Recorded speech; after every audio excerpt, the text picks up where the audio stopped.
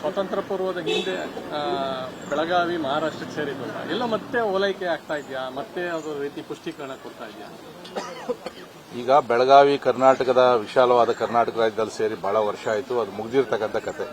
ಆದರೆ ಈಗ ಮತ್ತೆ ಮತ್ತೆ ಇವರು ಓಟಿನ ರಾಜಕಾರಣಕ್ಕೋಸ್ಕರನೋ ಏನೋ ನಮ್ಮ ಸಚಿವೆಯರಾದಂಥ ಲಕ್ಷ್ಮೀ ಹೆಬ್ಬಾಳ್ಕರ್ ಅವರು ನಿನ್ನೆ ಒಂದು ಹೇಳಿಕೆಯನ್ನು ಕೊಟ್ಟಿರ್ತಕ್ಕಂಥದ್ದು ಅದು ವಿಷಾದಕರವಾದಂಥ ಸಂಗತಿ. ಈ ಕಾಂಗ್ರೆಸ್ನವರ ಮನಸ್ಥಿತಿ ಆಗಿದೆ ಅಂತ ಹೇಳಿದ್ರೆ ಕಾಶ್ಮೀರವೂ ಕೂಡ ಪಾಕಿಸ್ತಾನಕ್ಕೆ ಸೇರಿತು ಅಂತ ಹೇಳ್ತಕ್ಕಂಥ ಮಾತುಗಳೇನು ದೂರ ಇಲ್ಲ. ತಕ್ಷಣ ಅವರ ಮಾತನ್ನು ವಾಪಸ್ ತಗೊಳ್ಬೇಕು, ಯಾವ ಕಾರಣದಿಂದ ಅದು ಹೇಳಿದ್ದಾರೆ ಅಂತಕ್ಕಂಥ ಸ್ಪಷ್ಟೀಕರಣವನ್ನು ಕೊಡಬೇಕು. ಅವರು ಈಗ ಕೂಡ ಮಾತಿಗೆ ಏನನ್ನ ಬದ್ಧರಾಗಿದ್ದಾರೆ, ತಕ್ಷಣ ಅವರ ಸಚಿವ ಸಂಪುಟದಿಂದ ವಜಾ ಮಾಡತಕ್ಕಂಥ ಕೆಲಸವನ್ನ ಸನ್ಮಾನ್ಯ ಸಿದ್ದರಾಮಯ್ಯ ಮಾಡಬೇಕು. ಇಲ್ಲ ಅಂತಂದ್ರೆ 6.5 ಕೋಟಿ ಕನ್ನಡಿಗರು ಮಾಡಿರ್ತಕ್ಕಂಥ ಅವಮಾನ ಇದು. ಇವತ್ತು ಬೆಳಗಾವಿಯಲ್ಲಿ ಅಲ್ಲಿ ಪ್ರತಿ ವರ್ಷ ಕೂಡ ನಾವಲ್ಲಿ ಅಸೆಂಬ್ಲಿಯನ್ನು ನಡೆಸ್ತಾ ಇದ್ದೀವಿ. ಕರ್ನಾಟಕದ ಭಾಗ ಅಂತೇಳಿ ಗೊತ್ತಾಗಲಿ ಅಂತೇಳಿ ಉತ್ತರ ಕರ್ನಾಟಕದ ಸಮಸ್ಯೆಗಳನ್ನು ಅಲ್ಲಿ ಚರ್ಚೆ ಮಾಡೋದಕ್ಕೆ ಅವಕಾಶ ಐತೆ.